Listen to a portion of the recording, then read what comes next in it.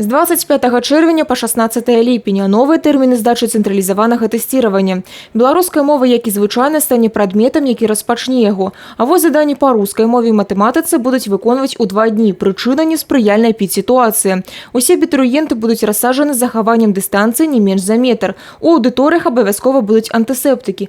Але пажадана, каб і абітурыенты мелі пры сабе сродкі індывідуальнай абароны, адзначыў дырэктар рэгіянальнага цэнтра тэсціравання Уладзімір Мароз.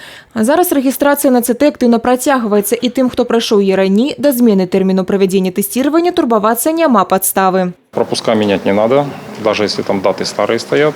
Сейчас, соответственно, есть на сайте Республиканского института контроля знаний соответствие вот этих вот дат, то есть таблица соответствия, по которой можно, в принципе, определить, в который день я буду проходить тот или иной предмет.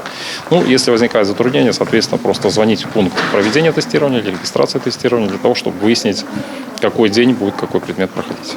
Сёлета з-за распаўсюджвання коронавіруснай інфекцыі папулярна онлайн-рэгістрацыя. Ребята попросту высылают нам заполненную анкету, и уже по этой анкете мы формируем лицевой счет, который отправляется обратно по электронной почте, и, соответственно, абитуриент приходит только для того, чтобы уже забрать свой пропуск. У вобласці дзейнічаюць 4 пункты рэгістрацыі на ЦТ. Яны размешчаны ва ўсіх універсітэтах рэгіёна. Нягледзячы на неспрыяльную эпідсітуацыю, абітурыенты прыходзяць сюды, праклаўшы немалы шлях. Михаил Кур'ян разам з матуляй прыехалі ў Брэсцкі тэхнічны універсітэт з Драгічынскага раёна.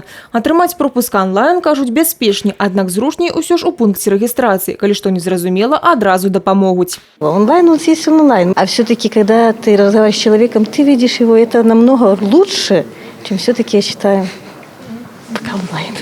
Завершыцца рэгістрацыя на цэнтралізаванае тэсціраванне 1 чэрвеня.